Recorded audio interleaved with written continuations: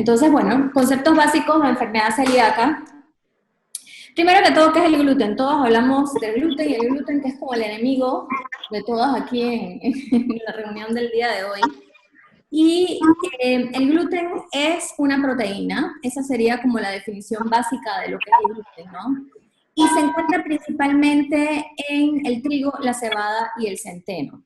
Raramente un celíaco pudiera reaccionar a la avenina, que es la parte gluten que tiene la avena, pero eso es muy raro. Usualmente la avena produce problemas es por contaminación cruzada. Entonces, tenemos que recordar trigo, cebada y centeno, y dentro de cada uno les puse el nombre científico para que lo tuvieran ahí, pero en general eso es lo que se le llama gluten. ¿Y qué es el gluten? El gluten es la combinación de estas dos proteínas, que es la gliadina y la gluteína, que cuando está en contacto con el agua hace como una malla. Y esa malla es justamente lo que le da al pan su elasticidad, ¿no? Y permite que podamos amasar y tirar la pizza y hacer la masa de pan y todo lo demás. Pero en este caso, pues, es la proteína que nos hace reaccionar. La gliadina y el gluten se unen y forman como esta mallita, y esto es lo que pasa en el intestino. Esta proteína llega a nuestro intestino, nos las comemos, y empieza la digestión, y empiezan todas las sustancias del sistema digestivo a degradarla, o a dividirla, o a achicarla, o a hacer que se pueda absorber. Y usualmente nosotros podemos absorber cosas que son chiquititas, por ejemplo, proteínas que solamente están conformadas por dos pedacitos de proteínas chiquititos, minúsculos, o proteínas muy chiquititas que están hechas por una sola. Entonces, ¿qué pasa? Algunas veces, algunas proteínas, como en este caso la gliadina, puede pasar casi entera, ¿no? Y eso depende de la genética de las personas muchas veces. La mayoría de los celíacos tienen que tener dos HLAs, que son los que presentan o los que hacen que esta reacción inmunológica se dé, ¿ok? Entonces tenemos primero algo que es la parte genética o la sensibilidad genética de la persona. Segundo, estar en contacto con la sustancia que le produce el daño. Y tercero, que esta sustancia llegue anormalmente grande a la parte interna del intestino, que es lo que se le llama intersticio, y entonces ahí reacciona con el sistema inmunológico de la persona. Y no solamente se producen anticuerpos contra las sustancias estas que no deberían estar allí, sino que además hay un daño directo por los linfocitos, que es esa célula que dice T, porque recuerden que no veo mi mouse, así que no tengo idea de dónde está mi mouse en este momento. Y esa sustancia entonces, o esa célula, mata y ataca esa barrera intestinal que debería estar intacta. Entonces, ¿qué tenemos?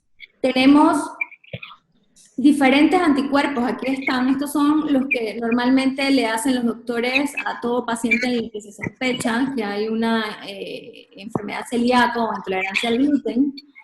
Y recordar que también están los intolerantes al gluten, en los cuales se ha visto que lo que hay es reacciones probablemente a los compañeros que vienen con el gluten, que son usualmente azúcares, y las personas pueden entonces desarrollar SIBO y pueden desarrollar entonces producción de gas y síntomas parecidos a enfermedad celíaca y que mejoran al quitar el gluten igual que el celíaco. Entonces, tenemos que el cuadro clínico de una persona con enfermedad celíaca es muy variable. Está desde la persona completamente asintomática, en la cual sigue comiendo pan porque no sabe y no siente absolutamente nada, y está la persona que no puede ni oler nada, ni reacción de contaminación cruzada, nada, porque donde llega una minúscula parte del gluten a su intestino, esta persona se va a sentir mal o va a tener efectos adversos. Entonces, ahorita vamos a hablar específicamente de la sangre, que es lo que vamos a hablar el día de hoy, pero yo quería ponerles todo esto porque no sé cómo han sido sus diagnósticos o si todas tuvieron, por ejemplo, el clásico cuadro con la clásica serología positiva y la clásica biopsia. Pero lo que estamos viendo los doctores dentro de la evolución de nuestros pacientes es que usualmente no todo concuerda, ¿no? La persona, por ejemplo, puede tener un cuadro clínico parecido o similar a una enfermedad celíaca, que puede ir desde déficits vitamínicos, desde alteraciones para ir al baño, ya sea estreñimiento o diarrea, desde hinchazón abdominal, inflamación, inflamación que le dificulta, por ejemplo, tener relaciones sexuales porque tiene dolor, desde lesiones en la piel, alteraciones que pueden ir desde la clásica dermatitis herpetiforme, que son como unas ronchitas que parece herpes, así como rash X, que no se sabe por qué ocurre, así como hasta acné. Puede ir desde las personas que tienen, por ejemplo, una tiroiditis de Hashimoto o una enfermedad autoinmune, y que entonces se le encuentra la enfermedad celíaca de manera secundaria o de atrás para adelante, antes de que se supiera que era celíaco. Por ejemplo, había desarrollado ya, por ejemplo, diabetes tipo 1, que también es una enfermedad autoinmune, artritis, lupus, un montón de enfermedades autoinmunes están asociadas a la enfermedad celíaca. También está la clásica persona que consulta al gastro por gastritis o por reflujo, y se ha visto que una buena cantidad de las personas con reflujo y que están a cada rato tomando antiácidos, medicamentos para el dolor abdominal, o que están como acostumbrados a siempre tener dolor o molestias, muchas veces les encuentran un Helicobacter pylori. Entonces le dan tratamiento para Helicobacter pylori y pasa entonces 2 años más y la persona no termina de mejorar. Se le quitó el Helicobacter, pero se sigue sintiendo mal. No sé si me explico, ustedes me pueden interrumpir, chicas, apenas que tengan preguntas, ¿oyeron? Para hacerlo más como tipo conversatorio. Pero, por ejemplo, lo que pasa muchas veces es que la persona puede tener un diagnóstico que sí es correcto, puede tener reflujo, por ejemplo, pero la causa de ese reflujo, la causa de esa gastritis o la causa de lo que lo está haciendo sentir mal, al final no se encuentra a veces al principio. Entonces pasa que la persona va cambiando de médico, pasa de médico a médico. Usualmente no es como ese cuadro smooth que cualquier médico lo sospecha y puede diagnosticarlo. Usualmente las enfermedades celíacas del libro ocurren más que todo en niños y adolescentes, porque el niño tiene dificultad para, por ejemplo, eh, voy a ponerlo así para verlas, ¿oyeron? Porque no veo. Voy a ponerlo así.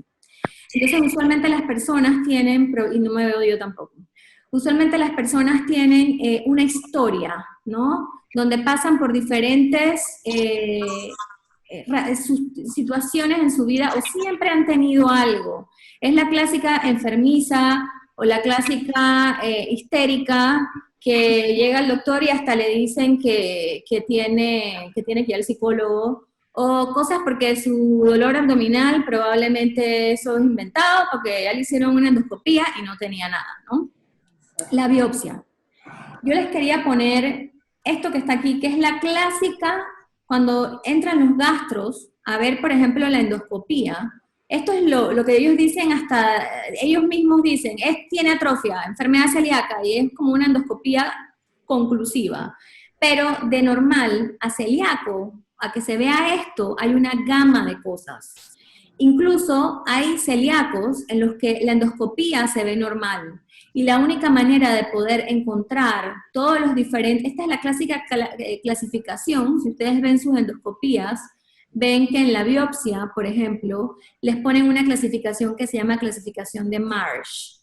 Eso se trata principalmente del acortamiento de las vellosidades, o sea, de la atrofia de las vellosidades, y que a su vez hay linfocitos metidos aquí, que yo les tenía una fotito y ya veo que no la puse, donde se ve un montón de puntitos así como este, un montón de puntitos azules metidas dentro de la barrera intestinal, ¿ok? Esos son linfocitos que están haciendo esto. Cada vez que la persona recibe el gluten, llegan más linfocitos, más células del sistema inmunológico, y entonces ocurre más inflamación local aquí, más daño de la mucosa, se disminuye más la absorción, y aquí estos linfocitos y estas células B empiezan a disparar anticuerpos a diferentes cosas. ¿Por qué? Aquí hay un término que no sé si alguna vez ustedes han escuchado, pero que puede ser bastante común cuando ocurre esto, y es que esta inflamación crónica produce intestino permeable o leaky gut. No sé si ustedes han escuchado este término. Esto significa que estas barreras que hay entre las células, que deberían ser barreras bien selladas y bien estrechas, se abren. Entonces, cualquier tipo de sustancia, por ejemplo, los famosos FODMAPs, que son los oligosacáridos fermentables o disacáridos, monosacáridos y polioles, que es un grupo de alimentos en los cuales hay desde la fructosa hasta alimentos derivados del gluten. Por eso es que mucha gente, sin tener la genética de celiaquía, puede mejorar con dieta sin gluten. Las personas pueden pasar por aquí, por ejemplo, una levadura o un pedazo de una proteína que no tenía que estar, que era el veneno, con lo que hicieron, con lo que limpiaron la manzana o la cera de la manzana o todas las cosas con las que los vegetales, las frutas, la comida, etcétera, pueden estar mezclados, ¿no? Inclusive la Normalmente nuestro intestino nos debería defender perfectamente de esto. Cuando hay enfermedad celíaca esto no ocurre. Entonces la persona se expone a diferentes cosas y estas cosas producen aquí que ocurra como una bomba inmunológica y se empiezan a disparar autoanticuerpos hacia diferentes órganos.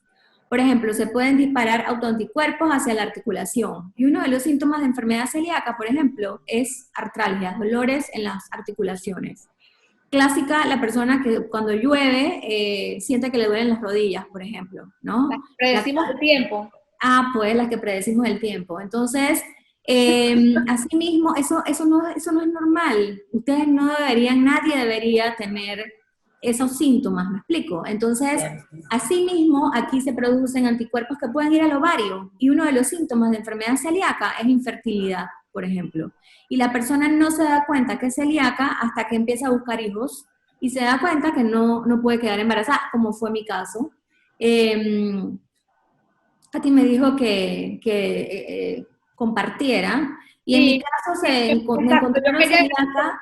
Si podías compartir un poquito tu historia. Claro, claro. Para poder En que mi caso, eres yo toda la vida siendo estudiante de medicina siempre tuve dolor abdominal, siempre tuve gastritis y siempre me dijeron que era porque yo estudiaba mucho y porque no dormía nada. O sea, porque la vida del médico era así y que yo me tenía que acostumbrar a mi gastritis. Yo siempre tuve caries, desde los 3, 4 años, cuando los otros niños estaban felices por ahí con sus dientes perfectos, a mí yo tenía que visitar al odontólogo toda la vida, ¿no? Wow. Siempre me dolían las articulaciones cuando iba a llover desde los 15 años. Toda la vida sufrí de estreñimiento. Y a pesar de todos esos síntomas que eran clásicos, imagínense, yo tengo 42 años, 20 años atrás, cuando yo tenía 20 años, los doctores tenían la imagen de la enfermedad celíaca de aquel niño desnutrido, y esa es la única imagen que había en la cabeza de los médicos, ¿no?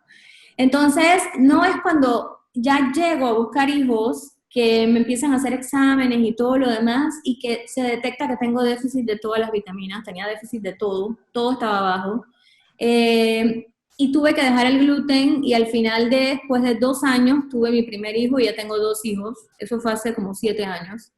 Entonces, las historias de cada persona son diferentes. Por eso yo les puse esto. Uno no se puede comparar porque es una gama de síntomas.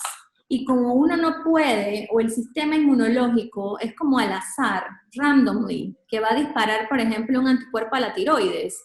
Así una persona puede tener tiroiditis como parte de su enfermedad clínica y otra persona puede tener ovaritis y no poder tener hijos, u otra persona desarrollar linfoma intestinal. Estos linfocitos, de tanto trabajar y de tanto estar locos, se pueden volver linfocitos malignos también. Y parte de las facetas de la enfermedad celíaca es linfomas gastrointestinales, por ejemplo. Como la parte ya de que aquel que jamás hizo nada y jamás le hicieron diagnóstico. Entonces, ¿cuáles son las palabras claves aquí? 1, inflamación. 2, las células del sistema inmunológico todas trabajan en contra de esto, porque todas tienen los famosos HLAs. ¿Qué son los HLAs? Vamos a hablar de qué son los HLAs. Los HLAs son las moléculas presentadoras de antígeno. Eso es lo que nuestro sistema inmunológico hace que nosotros podamos saber qué células son nuestras y qué células son extrañas. Que un virus es una célula extraña, una bacteria es una célula extraña, y tu célula del hígado es tu célula. Entonces es lo que permite al sistema inmunológico diferenciar o saber cuál cosa no es tuya y cuál célula sí es tuya, ¿no? O sea, es una de las... estos HLAs son los que justamente presentan los antígenos a todas las otras células de los linfocitos. Todas las células de los linfocitos tienen HLA, y los HLA es lo que permite como que ellas se comuniquen entre ellas, ¿no? Este péptido o esta sustancia que está aquí es extraña, así que tienes que hacer un anticuerpo y combatirla, ¿no? Y ¡pam! Resulta que es una transglutaminasa y haces anticuerpos antitransglutaminasa y empieza la cuestión. ¿Por qué? Porque el que no sabe que es celíaco sigue comiendo gluten, sigue llegando el tóxico, sigue llegando la sustancia para la que tiene anticuerpos y se sigue produciendo aquí una inflamación que se perpetúa.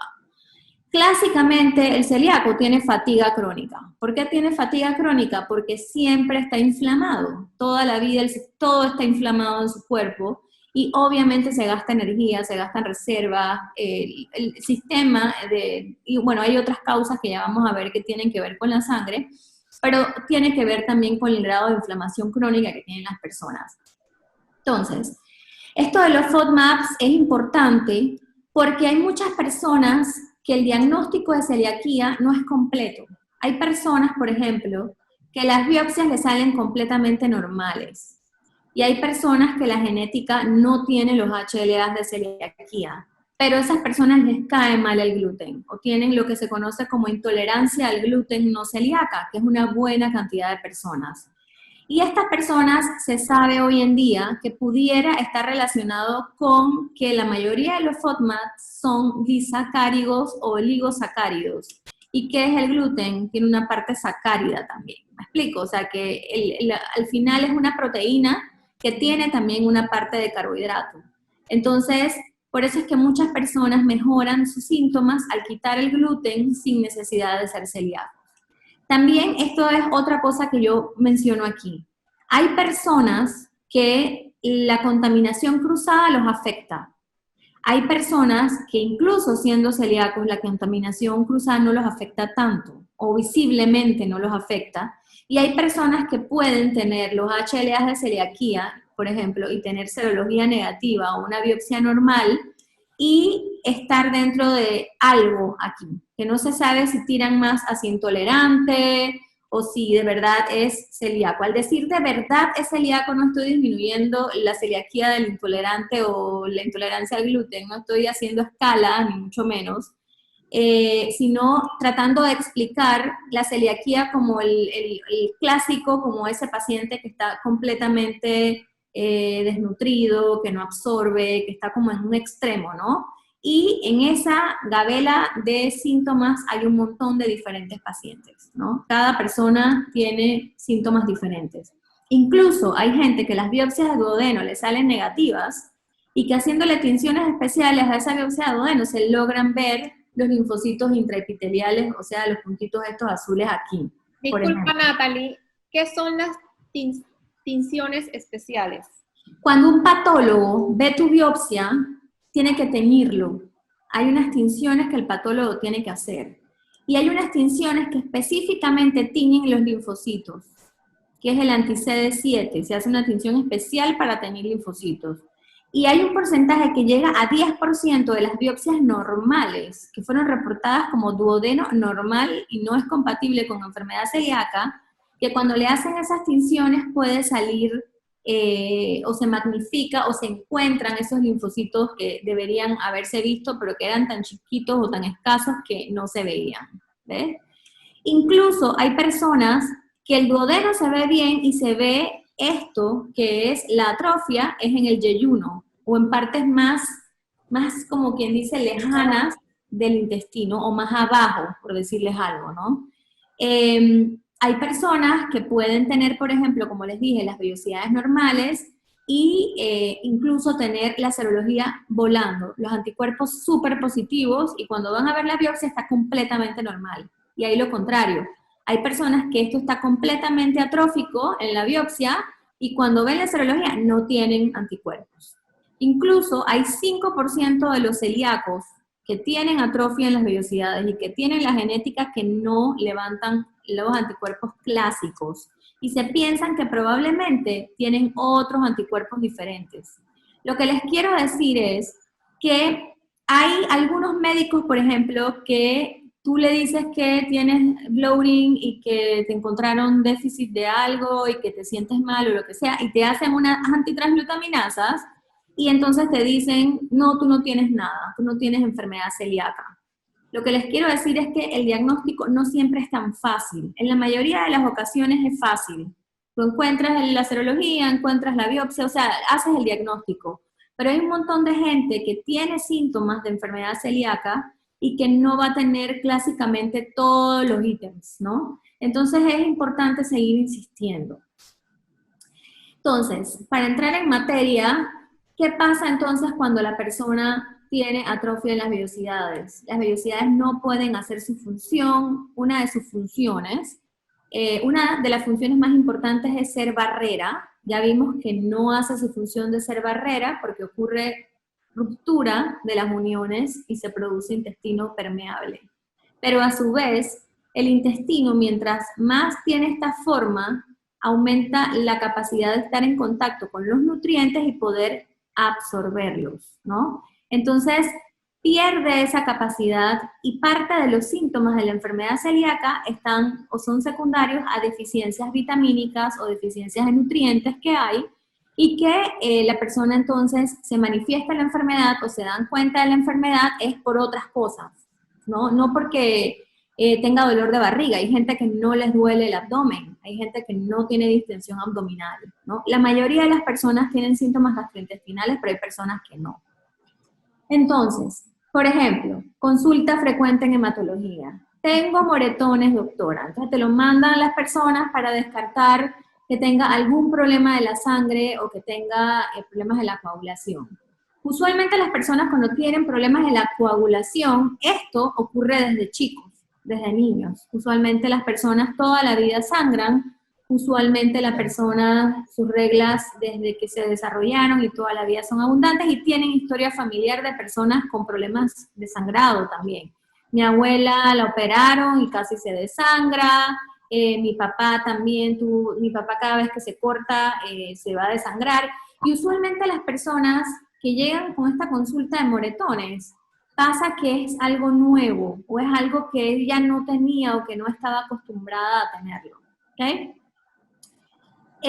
Usualmente hay un montón de causas, desde si son en las piernas que la persona tenga varices, por ejemplo, puede tener varices y eso predisponerla a tener moretones, es súper común, pero la deficiencia de vitamina C típicamente produce sangrados, puede producir sangrados en las mucosas, puede producir sangrados al cepillarte los dientes, puede producir sangrados incluso importantes si a una persona le hacen algún procedimiento médico, por ejemplo.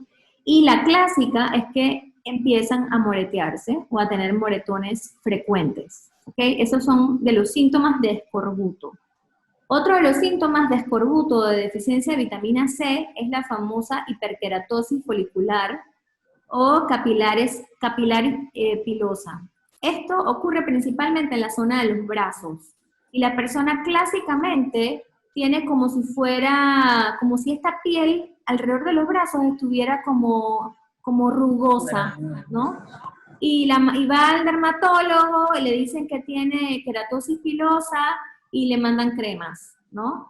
Pero una de las causas más frecuentes de eso justamente es déficit de vitamina C.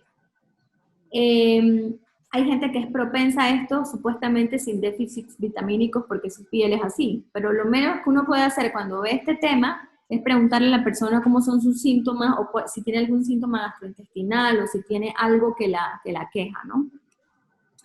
Esta es clasiquísima. Llega la persona con déficit de hierro a la consulta médica y la clásica llega a la consulta de hematología porque obviamente nosotros vemos sangre, ¿no? El déficit de hierro clásicamente produce anemia, pero puede producir, antes de tener anemia, puede producir otros síntomas como fatiga, cansancio, somnolencia, y cuando le hacen el hemograma, la hemoglobina está todavía normal. Pero si insistes un poquito más y te haces los niveles de ferritina, que es con lo que medimos el hierro, encontramos que están bajos, por ejemplo. O sea, una persona puede tener déficit de hierro sin anemia. En las mujeres, usualmente es por sangrados menstruales que uno pueda tener el hierro bajo. Pero pasa que muchas veces las personas llegan a la consulta del hematólogo con un mix de cosas, ¿no? Llegan con sangrados menstruales abundantes, que pueden tenerlo, y llegan con el déficit de hierro. Entonces, ¿qué hacemos los médicos? Bueno, lo mandamos con el ginecólogo para que, como quien dice, le arregle los sangrados y mejore y deje de sangrar tanto para que no pierda tanto hierro. Y la persona hace caso, va con el ginecólogo decide ponerle una anticonceptiva o darle una pastilla tal o cual o whatever, y la persona mejora. Y en un mes ya las personas, sus menstruaciones están normales otra vez. Se empiezan a tomar el hierro y ¿qué pasa? No sube. El hematólogo encuentra que el hierro no sube o que la persona tomándose el hierro normalmente no sube. O sube y si tenía anemia mejora la hemoglobina, pero a los 2-3 meses otra vez está baja. Empezamos a buscar causas de pérdidas de hierro y encontramos que el tema es falta de absorción de hierro. ¿Ve? Entonces, una pregunta sobre el tema del hierro para abarcar allí.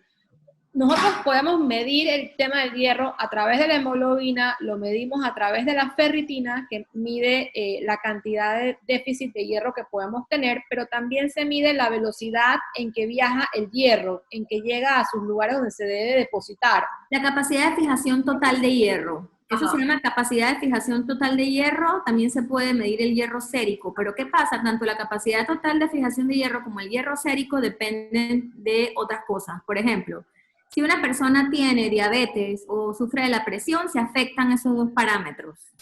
Digamos que el perfil de hierro es medio tricky de valorar.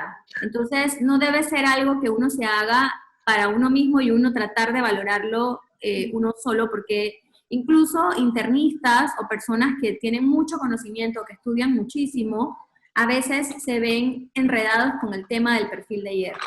Entonces, el perfil de hierro cambia según lo que tenga la persona. Por ejemplo, ahora con el COVID, yo no sé si ustedes han leído algo del tema, pero uno de los síntomas de cuando el COVID se va a poner mal es que empieza a subir la ferritina. ¿Qué tiene que ver eso? ¿La persona empieza a absorber más hierro? No, sino que la ferritina es un reactante de fase aguda también. Donde hay un proceso inflamatorio, una infección fuerte, la ferritina sube. Entonces, digamos que tiene uno que poder. Ese es uno de los grupos de laboratorio. Yo le llamo grupos de laboratorio porque usualmente nosotros pedimos todos. Un panel. Que para poder saber qué está pasando, necesitas unir la parte clínica. Necesitas unir el laboratorio con el paciente. Es muy fácil llegar a un diagnóstico de déficit de hierro si tu ferritina está bajita. Ya, la hiciste. Perfecto. Pero hay personas que pueden... Vendría siendo como el primer paso a saber de que eventualmente vas a poder tener una anemia, la ferritina, como tal. Sí, o sea, pero hay personas, por ejemplo... exámenes de control que uno debe tenerse siempre, la ferritina. Exactamente. Un celíaco debería hacerse, por ejemplo, cada 6 meses un grupo de exámenes. Exacto. Y, por ejemplo, la ferritina debe ser uno de ellos, porque normalmente uno cree que está comiendo bien, pero te siguen saliendo las moléculas de gluten de cosas que llegaron a tu casa y que no sabes qué hacen ahí, ¿no? Y después de 7 años de celíaca, te siguen apareciendo ingredientes ocultos en las comidas. Entonces a todos nos pasa, ¿no? Que de repente empieza a aparecer ese rash que te aparecía antes y que ya no te aparece y que te dice, ah, mira, ese día que fui a no sé dónde, ahí tengo que haber comido gluten porque me salió tal rash, ¿no? Entonces, lo que les quiero decir con eso no es tanto la obsesión del rash o el gluten, sino que podemos estar en contacto aunque no querramos. Y a pesar de que nos cuidemos, y algunas personas lo llevan a un grado de obsesión porque lo tienen que hacer, porque la parte, por ejemplo, médica lo requiere, por ejemplo. A pesar de eso, pueden estar en contacto con gluten. Eso significa que su sistema de absorción puede no estar bien, aunque esté la persona pensando que está haciendo todo bien. ¿Ves? Entonces, lo que les quiero decir es que incluso una ferritina normal, la persona puede tener déficit de hierro. Por eso es que algo que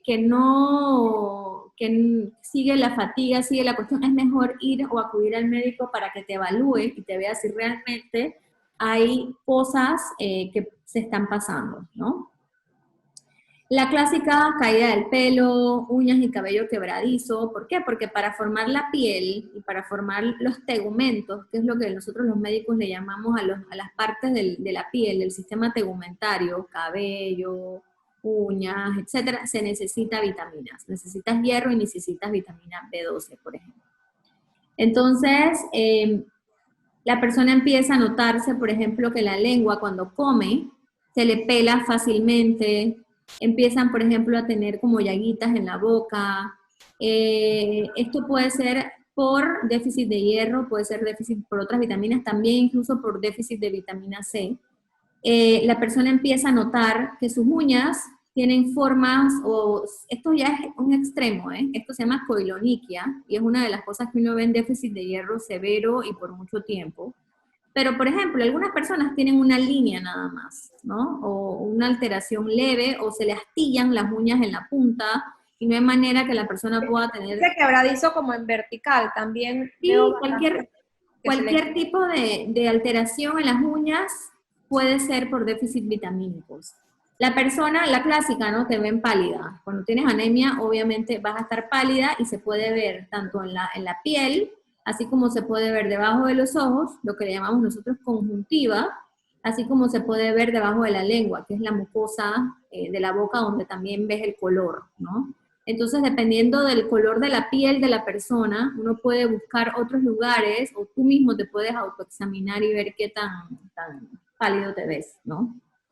Y lo otro es el clásico que se le abre, cuando abre mucho la boca, se le rompe aquí. Eso se llama queilitis angular y eso es sinónimo de deficiencias nutricionales hasta que se demuestre lo contrario, ¿no? La persona ¿Cómo tiene... duele eso? ¿Cómo duele esa parte ahí justa, no? Sí, sí, sí. Entonces, esto puede darlo el déficit de hierro, así como también déficit de la vitamina B12. Entonces, vitamina B12, el déficit de B12 te puede dar desde anemia también, que da otras manifestaciones, así como que la persona llegue con las defensas bajas o que la persona llegue con las plaquetas bajas. Entonces, en enfermedad celíaca no solamente hay anemia, se puede ver también alteración de otras cosas.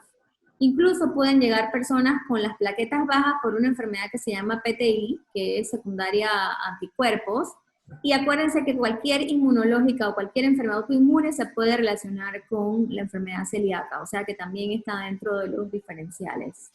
La vitamina B12 es la clásica vitamina que necesita nuestro sistema nervioso para funcionar. Si no tenemos B12, empieza a ocurrir desde que la persona se deprime o cambios del humor. No, que yo soy depresiva y por lo que pasa, le están matando y llenando de antidepresivos y resulta que la persona lo que tiene es que no tiene B12, por ejemplo, ¿no? Lo que les quiero decir es que no quiero decir que sea malo tomar antidepresivos, ok, ustedes si necesitan van a su psiquiatra normal. Lo que les quiero decir es que siempre hay que buscar una causa de lo que uno tiene, a ver si hay algo orgánico. Orgánico significa algo que pueda tener un valor y que sea tratable, que pueda ayudarnos a mejorar nuestros síntomas en general. Las personas con déficit de B12 pueden verse pálidos también, pero en este caso se ven como pálidos amarillos, como tirando amarillento, como si estuviera medio así como enfermo amarillento.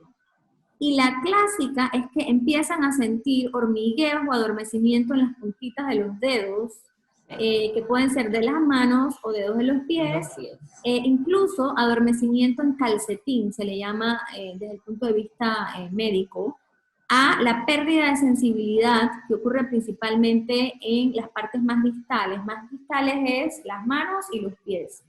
La persona puede tener también hormigueo, sensación que le caminan bichos, en las noches principalmente, y pueden tener formas de una cosa que se llama ataxia, que es que la persona camina y como que pierde el balance, por ejemplo. Entonces...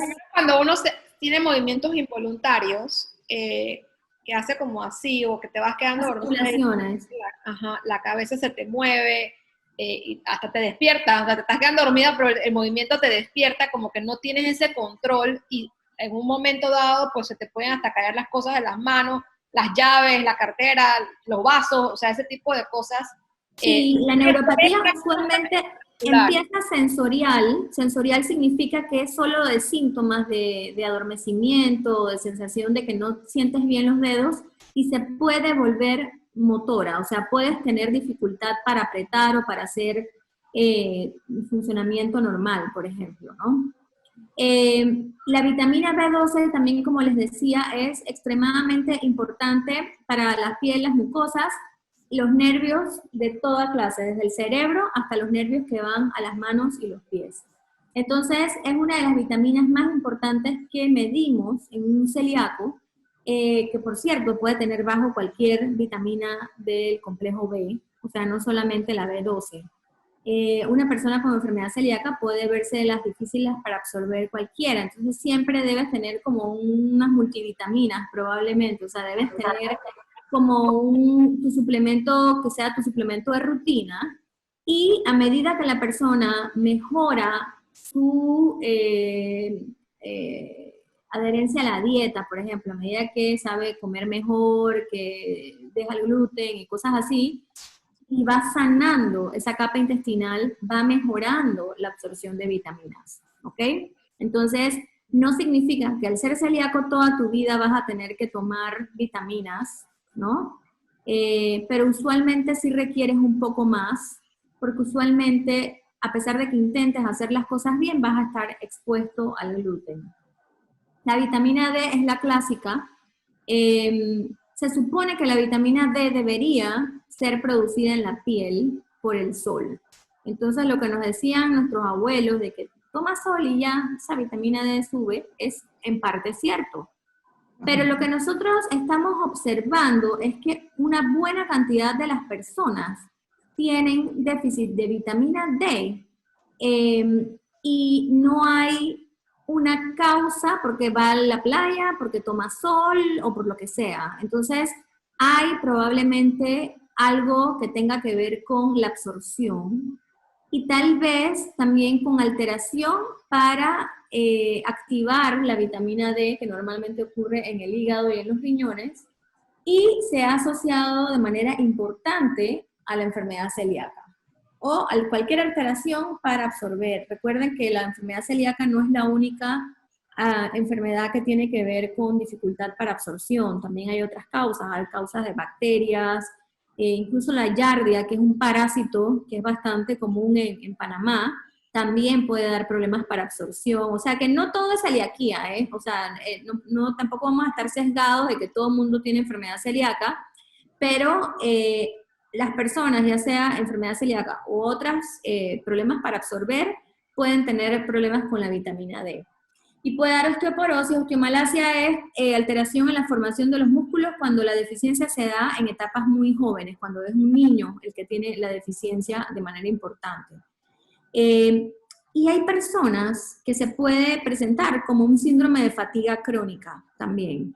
Incluso pueden tener dolores musculares o una persona que se fatiga más rápido, por ejemplo, al hacer ejercicios. Entonces, es la clásica persona que no tolera los ejercicios o que se manca, como decimos nosotros, más fácil que los demás, ¿no? No es que yo no puedo hacer ejercicios porque me duele, etcétera, etcétera. Y lo otro que, bueno, ahora con el COVID, que se ha vuelto famosa la vitamina D, es porque también tiene un efecto inmunomodulador. Entonces, se supone que la vitamina D ayuda al sistema inmunológico a actuar o a funcionar. Entonces, deberíamos tener nuestros valores adecuados de la vitamina D, que deben ser arriba de 40. Entre 40 y 60 es lo ideal. ¿Oyeron? Algunos laboratorios te ponen los puntos de corte y te pone disque 30 como valor de suficiencia, pero realmente debe ser más alto. Igualmente también el tema de la vitamina B12, hay gente que dice que 400 está bien, normalmente para mí me da mucho efecto secundario neurológico, mi neuróloga me pide que esté como en 800 normalmente. De hecho, los neurólogos piensan que debe estar arriba de 1000 para que el cerebro funcione adecuadamente. Imagínate, y la gente con 400 ya se siente normal. Los hematólogos con 400 tenemos, ¿no? Entonces, lo ideal es que esté arriba de 400. Y todo valor que esté por debajo de 400 puede ser déficit de vitamina B12. Entonces, puede que no, puede que la persona con su valor en 300 está belleza y está de lujo. Pero ¿cómo nos damos cuenta? Nosotros también tenemos otras sustancias que podemos medir junto con la B12 y poder concluir si la persona tiene o no tiene un déficit, como una cosa que se llama homocisteína, que es otra sustancia en sangre que medimos. Lo que les quiero decir es que la valoración esta de las vitaminas muchas veces no es como tan sencillo como que yo me voy a la rally y yo pido que me hagan todas las vitaminas y yo vi que salió en los valores normales y ya belleza, ya estoy bien y sigo mi camino. O sea, si tú te sientes algo, si te sientes normal, tal vez esa práctica no está mal, ¿no? Que tú mismo te hagas, no sé, un hemograma al año, cosas así. Control, pero si tienen Pero síntomas. si tú tienes síntomas de algo, si tú no te sientes bien, si tú tienes dolores de cabeza, si estás fatigada, o sea, hay cosas que no van, tal vez deberías insistir en ir a un médico. Los internistas deberían poder ver estas cosas. Hay algunos que están bien actualizados. Ustedes van viendo los médicos que le funcionan. Nosotros los hematólogos nos toca ver por default este tema. Porque si el déficit, si se ocurre el B12 baja, entonces la persona va a llegar con un tema de la sangre. Entonces pasa que nosotros estamos bastante sensibilizados a estos temas. Incluso, les iba a comentar, por ejemplo, me han llegado pacientes con linfoma, que es cáncer de los ganglios linfáticos. De hecho, el cáncer, el linfoma puede ocurrir no solamente en los ganglios, que son las bolitas que uno tiene cuando uno se enferma, por ejemplo, sino que también dentro del intestino hay placas que son como si fueran ganglios linfáticos adentro del intestino, ¿no? Que es como si fueran, los ganglios linfáticos, háganse la idea que es como el cuartel central el sistema de defensas del cuerpo. Están los soldaditos, que son los linfocitos y todas estas cosas, y ellos tienen un cuartel central, el lugar a donde ellos llegan, ¿no?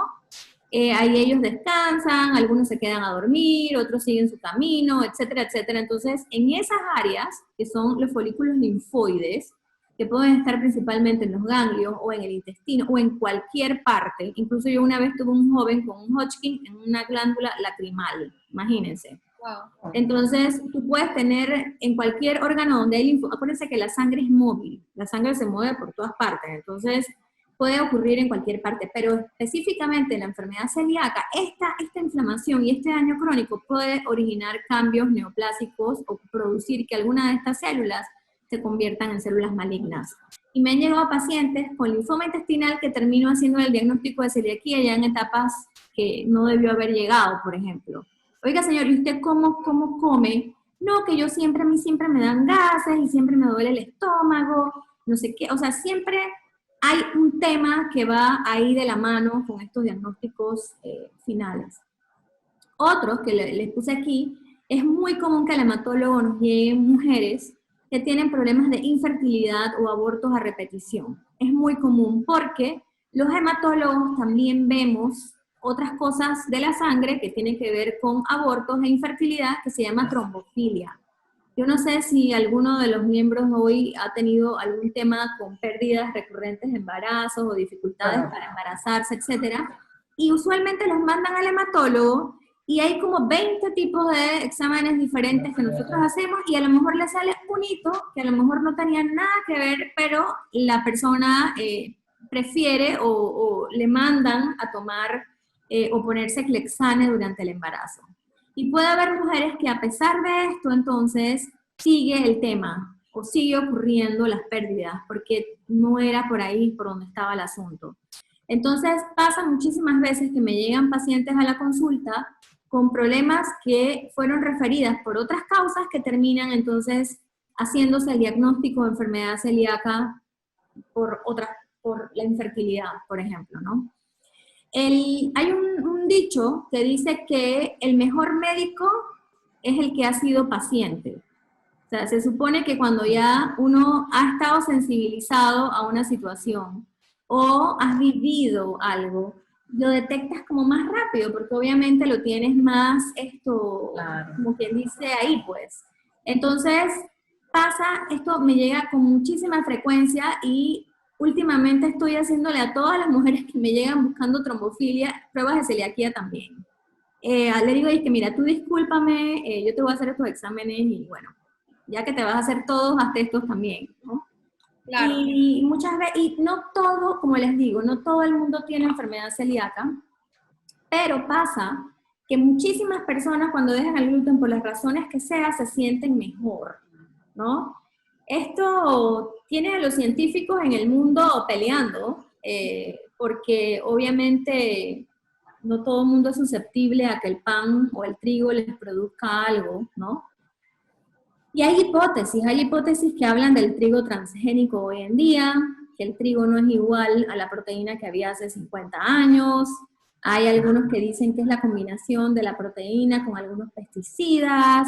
O sea, hay un montón de cosas que andan por ahí que son hipótesis todavía, porque todavía no han sido comprobadas, ¿no? Pero tiene sentido pensar que las proteínas que estamos viendo ahorita en el trigo, o ese gluten, o esa gliadina, no es la misma proteína que era natural hace 50 años, y a lo mejor hace 50 años los celíacos del libro eran los que más abundaban, ¿no? No había como mix de otras personas que tal vez les afectaba en grados diversos sin necesidad específicamente de tener todos los criterios diagnósticos que vimos aquí, ¿no? Una pregunta referente a los vasos sanguíneos. Hay veces que no es moretón, sino que son, y tampoco son erupcioncitas, sino que son como que puntitos rojos, morados, azules, que van saliendo como que si se rompiera algo, o la gente tiene sangrados nasales desde muy temprana edad. ¿Eso está relacionado o no relacionado con la celiaquía? No, al menos que haya déficits vitamínicos que pudieran explicarlo, ¿ok? Por ejemplo, déficits de vitamina C pudiera predisponer a la persona a tener sangrados mucosos. Okay. Usualmente cuando ocurre de niños, puede estar relacionado con formación de vasos sanguíneos adentro de la nariz. Entonces siempre requiere que un otorrino lo evalúe, porque a veces solamente cauterizando unos vasitos anormales paran los sangrados, ¿no? Cuando los sangrados se dan en personas adultas, entonces le pasa que la causa más frecuente es que se le sube la presión, o que la persona está teniendo hipertensión, y ese es uno de los síntomas de presentación de la presión alta. Entonces, digamos que el sangrado nasal es como bien diverso también, ¿no? No necesariamente es un síntoma de celiaquía típico, pero se puede ver en algunos pacientes si tienen déficits de ciertas vitaminas. Ok, igual entonces la ruptura de los vasos capilares, que son como puntitos rojos que no Fíjate, necesariamente en las es moretón. piernas es Ajá. muy común, y más en las mujeres que han tenido hijos, que han tenido que cargar úteros pesados, obviamente, por varios meses, y por temas de hormonas o incluso por temas de anticonceptivas, algunas vitaminas, pueden sufrir de insuficiencia venosa, o sea, de las famosas varices. Y las varices ocurren en las etapas más tempranas, se ven como si fueran arañitas, ¿no? Esas son como las fases incipientes de una insuficiencia venosa. Y esas Pero es arañitas, como las que se ven así como una arañita de verdad, o sea, que va ajá, cerquita, pero la que es puntito solamente, solo puntitos, no, eso no se hay. llama petequias. Ajá. Eso puede ocurrir por las arañitas, que a veces están un poco más ocultas y no se ven por insuficiencia venosa, o puede ocurrir por déficit vitamínicos y se puede asociar con enfermedad celíaca también. Pasa que Okay. muchas Lo veces ven le ustedes pasa a los la gente hematólogos. por el calor. Hay una cosa que se llama foliculitis pigmentaria, que es como si fueran puntitos, ¿No? pero asociado, por ejemplo, a una crema que les produjo una reacción en la piel. O sea, es bien variable el diagnóstico no es como que típico, y también se puede ocurrir porque las plaquetas se bajan. Entonces siempre es importante verificar el hemograma, ¿no? Verificar que todas las cuentas estén normales. Eso lo ven ustedes los hematólogos, Sí. el tema de insuficiencia venosa también, ¿no? No, la insuficiencia venosa lo ven los vasculares. Vasculares. Con frecuencia tenemos que referir pacientes con insuficiencia venosa a los vasculares, y bueno, es parte de lo que hacemos también. No sé si tienen más preguntas, chicas. Yo. Ujú. Si mi interés por el conversatorio es porque yo soy paciente de hematología, tengo trombofilia, una MTHFR mutado, homocigoto mutado, Y además, hace poco me diagnosticaron como celíaca, a mediados de febrero. Tengo 32 años y a los 15 años me dio una trombo. Y no fue hasta, ¿qué? Pasados 5 años luego de mi trombo que otro hematólogo, no el que me vio inicialmente, me hizo exámenes junto a genetistas y se dieron cuenta de mi trombofilia. De ahí yo siempre he tenido muchos de los síntomas que tú has mencionado. Yo le digo morideras. Mis morideras, yo trabajo en campo, soy ingeniera civil, así que es bien, bien fuerte mi trabajo. Y siempre ando con morideras. Tengo deficiencia de hierro, siempre. Pero aún así, con mi hematólogo, él nunca sospechó de que yo tuviera la enfermedad celíaca. Fue hasta cuando caí en mi último gastro, porque pasé como por 6 gastros diferentes para que me dieran un diagnóstico ya certero. Él me dice, Grace, yo puedo estar equivocándome, simplemente con escucharme y diciéndole todos mis síntomas. Me dice, yo creo que tú puedes tener celiaquía por tu problema de coagulación y además creo que puedes tener SIBO. En efecto, el doctor me hizo todos los exámenes, millones de exámenes, justamente antes de carnavales, y todo apuntó pues a la enfermedad celíaca. Entonces, cuando vi esto en el Instagram de Rocío, yo dije, voy a escribirle porque este conversatorio me interesa porque yo soy paciente de hematología y me parece o me causa curiosidad cómo es esto que una enfermedad hematológica tiene tanto que ver con el caso de la celiaquía, ¿no? Que a veces hay muchas personas que aún no saben realmente qué es ser celíaco. Entonces, pues definitivamente todo lo que usted nos ha dicho ha sido de muy educativo. Porque, sí, porque, bueno, yo no tengo nada que ver con medicina, pero yo me sé de la A a la Z todo lo que padezco. Y porque uno tiene que, por ejemplo, cuando mencionaste Clexane, yo dije, yo me he inyectado Clexane, no porque no tengo niños, pero sé que cuando me embarace tengo que inyectarme y además cuando hago viajes de más de 5 horas también tengo que inyectarme para evitar cualquier coágulo. Aparte de esto, mi mamá, yo heredé todo de mi mamá, todo es genético, ¿no? Así que me parece que es un muy, muy buen conversatorio, porque mucha gente piensa o no tiende a asociar. Exacto. Y no lo relaciona tanto. Ya te digo, yo y también soy paciente de neurología porque me pasa justamente eso, que se me duermen los dedos de las manos, los dedos de los pies, y también tengo movimientos involuntarios y todo en mis exámenes neurológicos, todo me salía bien. Siempre todo me salía bien. Entonces, cuando ya tienes un diagnóstico de celiaquía y empiezas a leer, participé bastante en los live que hizo Catherine durante el mes de mayo, y yo decía, cónchale, todo tiene relación. Entonces, me causa curiosidad, ¿no? Desde mi punto de vista. Mira, yo le comentaba a Katy que la trombosis per se o la trombofilia per se no está relacionada con la enfermedad celíaca, así como que la enfermedad celíaca causa trombosis, ¿no? Pero pasa que la inflamación es primo hermano de la trombosis, ¿no? Si la persona está muy inflamada en su cuerpo, la trombosis se activa o se puede activar, ¿no? No sé si ustedes han escuchado lo del COVID, que les dan heparinas y les dan Clexane y todo lo demás, porque al final el COVID es una enfermedad inflamatoria severa, ¿no? Las personas pueden tener trombosis en los pulmones y todo lo demás, y es parte como de lo que se ve. En la enfermedad celíaca hay inflamación crónica también. La persona está inflamada crónicamente, le duele su panza, le duele el intestino, todos los procesos inflamatorios están inflamados. Pero eso no está descrito como una causa directa. Entonces, usualmente, nosotros siempre tenemos que buscar, cuando hay trombosis, que haya entonces algo que explique la trombosis per se. Pero pasa que a veces se encuentran los dos diagnósticos porque la infertilidad es uno de los síntomas de la enfermedad celíaca.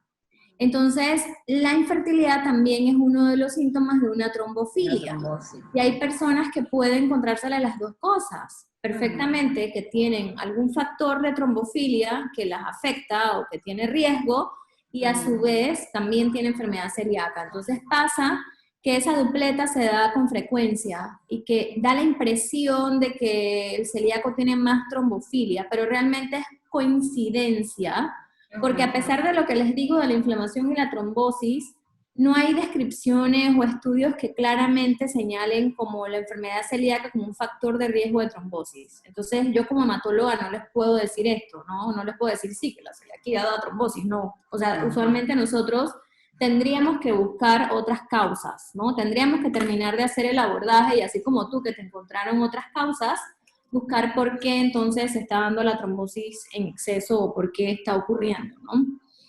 Entonces, el tema es que un celíaco debería tener un control de salud. O sea, no solamente es, bueno, yo soy celíaco, ya me diagnosticaron y ya no como gluten. No, porque como les digo, siempre hay whoopsies. Entonces te das cuenta, después de no sé cuántos años, que la salsa que comprabas, que no decía wheat en los ingredientes, sí tenía trigo, pero que no lo ponían porque los de la fábrica no consideraban que era importante, ¿no?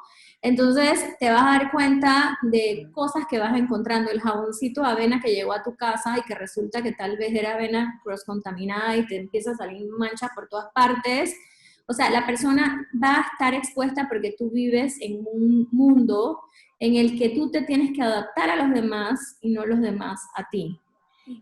Como somos minoría, entonces tenemos que de cierta manera desarrollar cierta paciencia y cierta tolerancia porque los demás no tienen que acostumbrarse a que yo no puedo comer eso, sino que nosotros acostumbrarnos a que los raros somos nosotros, ¿no? Entonces pasa que estamos expuestos al gluten, salimos a una cena y nos dijeron eso no tiene gluten, pero tú no sabes cómo lo prepararon, pero no vas a hacer tampoco, sí dije como que bueno, pues yo no voy a comer nada porque entonces me van a mirar mal y a veces uno come. Clásico, no comes lo que tiene trigo, tú te estás disque cuidando, pero tú sabes que a lo mejor probaste algo. Entonces lo que les quiero decir con todo esto es que vas a estar probablemente expuesta y probablemente vas a tener un grado de inflamación que no va a ser igual a lo que había antes del diagnóstico, y que eso te puede predisponer a tener déficit vitamínicos aunque te estés cuidando y aunque creas que lo estás haciendo bien, ¿no? Entonces, es importante estarse chequeando, tienes que tener tu gastro que te dé seguimiento. Si tienes temas hematológicos, tal vez tener tu hematólogo que te dé seguimiento de tu déficit de hierro o lo que fuera. Siempre una persona con enfermedad celíaca puede desarrollar un cáncer gástrico. Entonces tampoco se le puede achacar todo a que tú tienes enfermedad celíaca, ¿no? Entonces siempre hay que estar haciendo como chequeos de si hay algo nuevo, algún síntoma nuevo, un dolor nuevo, una cosa extraña. O sea, uno desarrolla enfermedades, tú vas a llegar a los 70 años y a los 70 años vas a sufrir de otra cosa, pues, ¿me explico? Probablemente el corazón. Claro, probablemente vas a sufrir de un infarto o lo que sea, whatever. El tema, lo que les quiero decir es que no debe tener médico de cabecera y deberías tener al menos anual la rutina de hacerte tus chequeos, tus vitaminas, chequearte tu tiroides, porque acuérdense, la tiroiditis de Hashimoto se relaciona con la enfermedad celíaca, y estar como pendiente de estar haciéndote tus monitoreos, ¿no? Natalie, otra pregunta. ¿Cuál es el rol del vaso como tal? Yo veo que los hematólogos también ven este órgano del cuerpo y entiendo que hay mucha gente que de repente se quita el vaso, también otra gente que se quita la vesícula. O sea, este sistema de filtros que tiene el cuerpo, cómo funcionan y en qué nosotros tenemos si nosotros los celíacos tenemos que estar pendientes de esta desintoxicación o lo que sea, ¿no? O sea, cómo Gracias cuidar. a Dios ese órgano no nos compete. El vaso es un órgano linfoide, es como un ganglio linfático grandote, ¿no? El vaso es un filtro por donde pasa la sangre y el sistema inmunológico está allí viviendo y se encarga de verificar qué hay bien y qué hay mal. Por ejemplo, a este eritrocito, este glóbulo rojo está muy viejo, esto se queda aquí, ya lo voy a reciclar, ¿no? Es como si fuera el centro de reciclaje del organismo. Pero uno puede vivir sin reciclar. Entonces, otros órganos lo hacen. Entonces, uno puede vivir sin vaso. Básicamente, La función más importante del vaso, que se pierde cuando a una persona le quitan el vaso por la razón que sea, ya sea por un accidente, o ya sea porque tienes una enfermedad autoinmune que haga que te tengan que quitar el vaso, pierdes la capacidad de pelear con las bacterias que tienen cápsula. Entonces, las personas que se les va a quitar el vaso por la razón que sea, tienen que estar vacunadas contra neumococo, meningococo, hemófilos influenza, contra ciertas bacterias que se sabe que tienen cápsula y que la persona sin vaso puede estar más propensa a desarrollar esas infecciones. Pero si a ti te vacunan y te sacan el vaso por la razón que sea, tú puedes vivir perfectamente sin el vaso. El celíaco no tiene que ver el vaso nada con la enfermedad celíaca directamente. Digo, podemos buscarle 1000 causas indirectas, pero directamente no hay ningún problema con el vaso. Simplemente que si tú eres celíaco y no tienes vaso, pues no tienes esa capacidad de reciclaje igual que cualquier otra persona. Igual que cualquier otra persona, exacto. Eso, el celíaco o el no celíaco va a estar igual en ese sentido si se le saca el vaso. Otra de las preguntas que me han hecho anteriormente, que creo saber la respuesta, pero igual quisiera como dejarla clara, es si los celíacos podemos donar sangre. Claro, claro que sí. Un celíaco puede donar sangre, pero pasa que el celíaco va a hacerse su examen para donar sangre y tienes anemia, porque se te bajó el hierro y no te diste cuenta y te echan para atrás, ¿no? Pero si técnicamente tienes buen control y tus vitaminas y todo está normal y tu hemograma es normal, uno puede donar sangre sin ningún problema. Sí. No sé si tienen algunas otras preguntas que no hayamos discutido anteriormente o algunos que entraron un poquito más tarde, si tienen alguna pregunta que hacer a la doctora Natalie Huitrón. Hola, a mí me llamó la atención el tema de las caries. Sí, te vi la cara. Sí, lo que pasa es que yo soy odontóloga y siempre he sufrido de caries. O sea, y me llamó mucho la atención que la doctora lo mencionó. Entonces, ¿qué relación pudiera haber ahí con la enfermedad? Acuérdate que bueno, tú eres odontóloga, deberías comenzar para la formación de un esmalte normal, cuáles son los nutrientes necesarios. Exacto, también no la falta de vitaminas. No solamente calcio, también necesitas vitamina D, necesitas micronutrientes, o sea, necesitas como un mix de cosas, ¿no? Entonces, si uno no absorbe adecuadamente los nutrientes, tu cuerpo, tú vas a seguir creciendo, tú vas a seguir formando tus órganos y todo lo demás, y el cuerpo como que hace un triage, el cuerpo decide qué es lo menos importante, ¿no? ¿Voy a mandar el calcio para acá o lo mando para los dientes? ¿Voy a mandar este nutriente a la sangre o lo mando mejor al cabello? Entonces, usualmente el que tiene déficit de hierro se le empieza a caer el cabello primero antes de que se baje la hemoglobina, ¿no? Porque el cuerpo es sabio. Entonces, lo último que se esmalta son los dientes. Y entonces, el celíaco clásico tiene el esmalte débil. Sí, o sea, porque yo de hace 2 años para acá, o sea, mi esmalte ha cambiado totalmente, está súper débil, pero nunca le había prestado atención que podía ser por mis otros síntomas. Lamentablemente, ustedes los odontólogos no han inventado algo para reforzar el esmalte. Es que no se vuelve a formar, o sea, lastimosamente no se va a volver a formar. No han inventado eso y entonces el celíaco sufrirá de caries perpetuas. De hecho, tú puedes sospechar en niños enfermedad celíaca cuando veas niños llenos de caries. Dile al papá, oye, este niño, como de niño tenía reflujo clásico, ¿no? Exacto. El pobre niño con reflujo y lo que tenía era una enfermedad celíaca que lo estaba matando. Y así, igualmente el cambio en el esmalte, que a veces vemos como que el diente cambio de coloración más blanco, se ve translúcido. Exactamente. Actualmente, forma normal. esta semana me escribió una odontóloga de Chile preguntando lo mismo, que también se había enterado que las pastas de dientes tenían gluten y que en Chile no tenían pastas de dientes sin gluten y que no sabía, veía varios problemas de caries en sus pacientes y no sabía ni cómo darle porque no había este producto. Y es muy importante que el celíaco, recordando que ya que estamos en esta parte, pues que deben consumir pastas de dientes sin gluten, porque eso entra directamente en la mucosa. Y normalmente viene el gluten escondido en los ingredientes de la pasta de dientes, o sea, debe estar certificado. Ok. Listo. Ese es uno de los síntomas. Dientes débiles. Okay. Bueno, no tenemos más preguntas. Natalie, por favor, ¿nos podrías indicar si alguna de las personas que están aquí quisieran atenderse directamente contigo, ¿cuál es tu cuenta de Instagram, tu número de teléfono, si algún teléfono, algún consultorio, cómo agendar la cita? Para que Mi clínica se llama Clínica Hope, hemato-oncología de Panamá especializada. Estás en Punta Pacífica todavía, ¿no? Sí, Hope, puedes buscarnos en la cuenta de Instagram como Hope Panamá y atiendo en el 8º piso del Hospital Punta Pacífica. Punta Pacífica, y el teléfono de mi oficina son los siguientes: 386-3488 y 386-3588. Bueno, este webinar lo vamos a grabar y poner entonces en las redes de Somos Celíacos Pty.